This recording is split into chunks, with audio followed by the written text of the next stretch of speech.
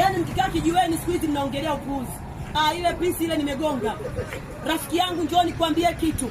Hivi leo ukilala ukiwa unaumwa leo, utaongelea huo upuuzi kwamba nimegonga ile pisi?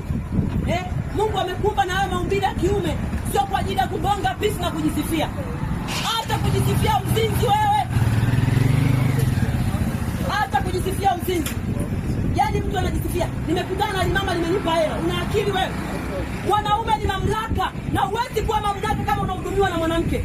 Mwanamke hawezi kukuhudumia wewe. Wewe ni kichwa, unahudumia familia. Unajisifia kutembea na mijimama mikubwa. Leo unajisifia kwa sababu una pepo la uzinzi. Yaani mimi mama inanipenda. Mama inakupenda ama hiyo ni pepo limekuvaa. Lakini leo unaweza kumrudia Mungu mwanaume.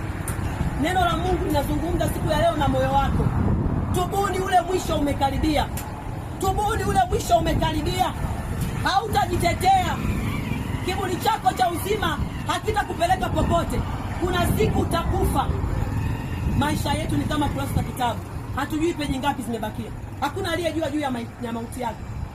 Ni jambo linalotokea tu, hamna mtu anayejua. Lakini leo unaweza ukatubu. Nataka nimalize na hili kakaangu. Ulikuja duniani peke yako. Siku ya hukumu utakuhukumiwa peke yako. Siku ya kifo utakufa peke yako. Siku ya kuzikwa utazikwa peke yako. Swala la kumfuata Mungu ni lako binafsi. Linga sana kwamba mimi mjanja. Yaani kwa mtu anajisifia uzina. Yaani mimi mjanja.